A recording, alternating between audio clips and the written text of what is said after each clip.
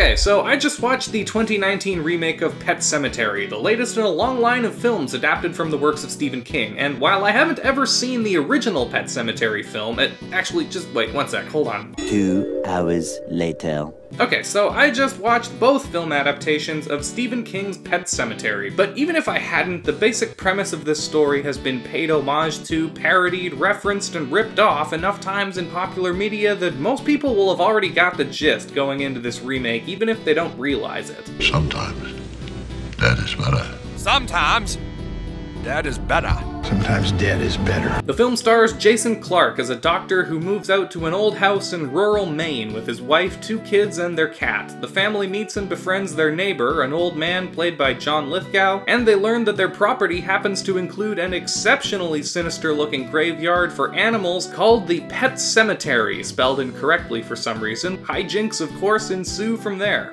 What I will say about Pet Sematary 2019 right out the gate is that the movie is really well made pretty much across the board. The acting is all very good, from Jason Clarke, John Lithgow, Amy Seimetz, and especially from the little girl who plays the daughter. The movie is also well directed and edited. There aren't a ton of cheap jump scares, which I appreciated, though there were still a few. Everything about the production design also looks great, and it's shot and lit very well. There is a really creepy atmosphere for a lot of the movie, and it was well done. It's just too bad I wasn't able to take most of it seriously. From here on out, I'm gonna have to get into some spoilers, but I'm not gonna be spoiling anywhere near as much of the film as its trailer, which reveals almost the entire plot. The biggest problem I had with this film was the way that some characters, particularly Jason Clarke and John Lithgow, constantly make and repeat extremely stupid and irrational decisions. I should never have shown you that place. Bam!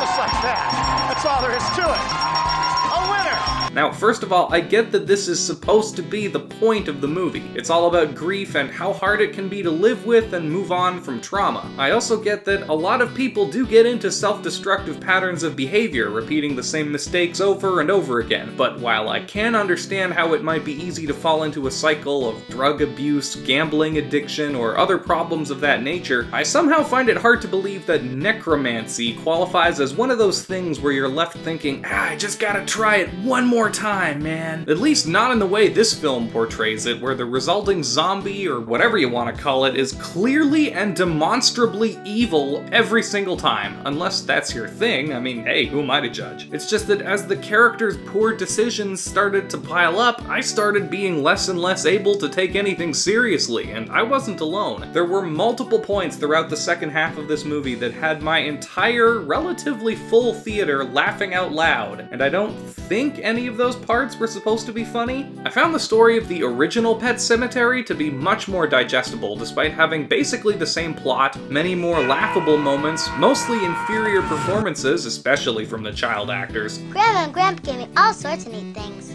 How's church, Daddy? And just lower production values overall. I way preferred the original film. For one thing, the undead cat in the original is a lot less extremely obviously evil. Something's definitely off about the cat, but I was a lot more accepting of the main character forcing himself to look past it than he does in the remake, where the entire family can tell from the get-go that the cat is f***ed up, and Jason Clarke nearly decides to euthanize it. I mean, hey, the cat came back as evil incarnate, but I'm sure it'll be way better next time. The original also does a much better job of explaining the purpose and significance of the Pet Sematary itself, something I was confused by in the remake, since the place where the actual necromancy occurs is in an ancient native burial ground located behind the Pet Sematary. The remake also includes this detail where a bunch of local kids wearing creepy animal masks go on a ritualistic procession to the Pet Sematary at the beginning of the movie for literally no other reason besides that it's a creepy thing to put in the trailers. Are they possessed? Are they people who were brought back to life? We don't know, because they don't ever do anything again. They're Chekhov's cult. These little issues I had with the movie sort of deflated the whole experience for me, even despite the fact that everything else about the film was done pretty well. There's also just